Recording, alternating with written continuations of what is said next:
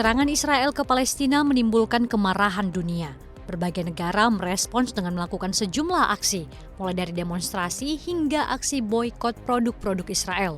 Aksi boikot produk-produk yang terafiliasi dengan negara Israel juga dilakukan di Indonesia. Lalu apakah aksi boikot produk Israel mempengaruhi neraca dagang Indonesia? Jika dilihat dari data, Indonesia mengekspor berbagai komoditas ke Israel.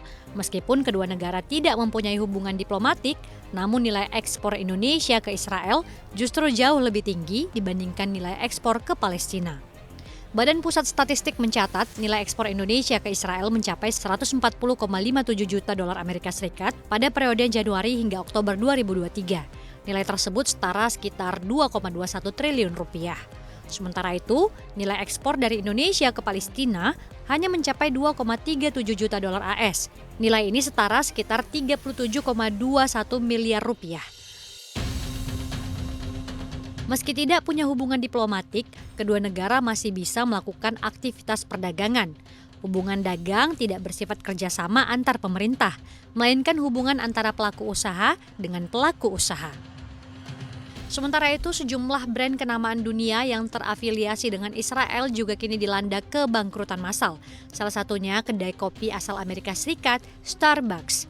Starbucks sendiri sebenarnya tidak memberikan dukungan finansial untuk Israel. Namun perusahaan tersebut baru-baru ini menggugat serikat pekerjanya yang memberikan dukungan untuk Palestina. Imbasnya, sejumlah negara kompak melakukan aksi boikot pada Starbucks hingga perusahaan merugi 12 miliar dolar AS atau sekitar 186 triliun rupiah. Sementara dari dalam negeri, Nestle Indonesia melakukan pemutusan hubungan kerja terhadap sejumlah karyawan di pabrik Kejayaan, Pasuruan, Jawa Timur. Perusahaan tidak menyebutkan secara pasti jumlah karyawan yang terdampak, namun diperkirakan mencapai 126 orang. Namun saat ditanyakan apakah PHK karena aksi boikot, Nestle Indonesia menolak berkomentar. Ada juga KFC dan Pizza Hut yang mengaku jika aksi boikot yang dilakukan membuat penjualan merosot. Lantas apa sebenarnya kata pelaku usaha soal gerakan boikot tersebut? Kalangan pelaku usaha yang tergabung dalam Kamar Dagang dan Industri Indonesia DKI Jakarta menyatakan pemboikotan suatu barang yang dianggap terafiliasi dengan Israel harus lebih jauh lagi dibuktikan kebenarannya. Pasalnya, jika pemboikotan barang tersebut dilakukan, maka akan berdampak domino. Salah satunya pemutusan hubungan kerja pegawai di perusahaan yang produknya diboikot. Perusahaan ini punya tanggung jawab terhadap karyawan. Nanti berakibat bahwa akan terjadi PHK besar-besaran. Karena bisa saja yang tidak terafiliasi dianggap terafiliasi karena kondisi di dalam negeri sendiri sedang sensitif. Jadi harapannya saya menyampaikan bahwa tidak ada boikot-memboikot, tetapi semua diserahkan kepada masyarakat. Hal tersebut juga diungkapkan oleh Menteri Pariwisata dan Ekonomi Kreatif Menparekraf Sandiaga Uno yang mengungkapkan bahwa sejumlah pelaku ekonomi kreatif di Indonesia jadi korban salah sasaran boikot dari aksi bela Palestina.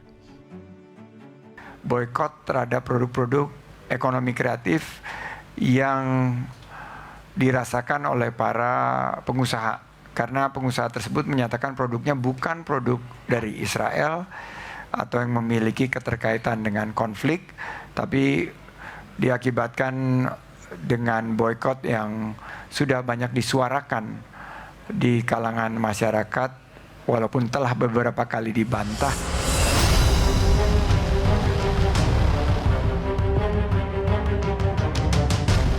Bak hantaman bertubi-tubi, dunia usaha terus menghadapi tantangan, termasuk segmen industri pengolahan yang terus dibayangi awan gelap turunnya permintaan global, khususnya industri yang berorientasi pada ekspor.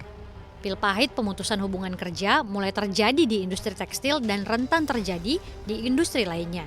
Seperti anomali, hal ini justru terjadi di tengah kinerja sektor manufaktur yang membaik dengan pertumbuhan sebesar 5,20% pada kuartal 3 2023, lebih tinggi dari periode yang sama di tahun lalu sebesar 4,83%. Bayang-bayang PHK masih mengikuti seperti yang terjadi di Kabupaten Purwakarta, Jawa Barat. Dinas Tenaga Kerja dan Transmigrasi Kabupaten Purwakarta mencatat sejak awal tahun hingga bulan Oktober 2023 lalu sebanyak 1.756 orang pekerja jadi korban PHK. Hal ini pun dibenarkan oleh Ketua Umum Asosiasi Produsen Serat dan Benang Filamen Indonesia atau APSIFI Retmagita Wirawasta yang menyebut jika kondisi ekspor sejumlah negara sedang turun sehingga negara-negara seperti China, Vietnam, Bangladesh juga tentu tidak ingin mengurangi produksi karena berdampak pada tenaga kerja di negaranya. Sementara itu, impor ilegal justru berdatangan dan masih menjamur. Tentunya yang menjadi tumpuan harusnya kan pasar domestik. Nah, karena juga pasar domestik juga kayak Cina, Vietnam, Bangladesh, ekspornya ke negara-negara itu kan juga turun. Dan mereka maunya nggak mau ngurangin produksi, karena kalau ngurangin produksi artinya ada PHK di sana. Nah, mereka mencari pasar-pasar, dan pasar yang besar dan terbuka dan gampang dimasuki itu Indonesia. Jadi pasar domestik yang harus jadi tumpuan diserang oleh barang-barang impor gitu ya. Dan parahnya barang-barang impor ini sebagian besar ilegal, karena kalau kita ngelihat dari data BPS, tahun ini mungkin importnya turun sekitar 26%, data BPS ya. Nah, itu yang legal, yang tercatat ya. Nah, yang nggak legalnya ini yang kita ngelihat tahun ini, kalau tahun 2002 kemarin berdasarkan data dari Trademap, itu kan ada sekitar 2,9 miliar US dollar. Itu ada sekitar per tahunnya sekitar 28.000 kontainer yang ilegal. Nah, tahun ini perakhiran kita ada sekitar 4 miliar US dollar yang ilegal. Itu sekitar 36.000 kontainer per tahun ilegal. Ada Tata Niaga ya, Tata Niaga yang kemarin diminta sama Pak Jokowi untuk direvisi. Itu kemarin keluar Permendak 36. Permendak 36 keluar, tapi juga di sana dikasih lubang lagi gitu. Itu yang kami sangat sayangkan. Ini sudah Celah-celah diatur. apa Pak yang dilihat oleh para pengusaha? Yang dilihat dari kita di sana ada klausul MITA ya, Mitra Utama Kepabeanan. Itu mitra kepabeanan dia dapat fasiliti. Artinya kalau yang lain-lain produsen kalau mau impor itu kan harus dapat rekomendasi di Kementerian Perindustrian. Di sana kan dihitung, di perindustrian dihitung supply demand. Nah, kalau ini barangnya ada cukup, dia nggak akan dikasih impor. Kalaupun dikasih impor ada limitnya, batasnya. Tapi ketika kita ngelihat Permendak 36 misalnya yang baru keluar kemarin, MITA itu nggak perlu PI, nggak perlu izin, nggak perlu LS. Artinya di lubangnya lubang besar itu. Itu lubang besar. Artinya nanti semuanya masuk importir semua masuk ke MITA ya untuk apa diatur revisi Permendak 36 ada yang kalau yang lain-lain produsen harus ada LS, harus ada PI ya persetujuan import. Yang MITA nggak perlu ada. Sementara itu, Wakil Ketua Bidang Perdagangan Asosiasi Pengusaha Indonesia, Adi S. Lukman menyoroti ketersediaan bahan baku dari dalam negeri yang seharusnya sudah dijamin di undang-undang. Sehingga seharusnya pemerintah tetap mengutamakan pengolahan dari bahan baku dalam negeri dibandingkan impor dari negeri lain.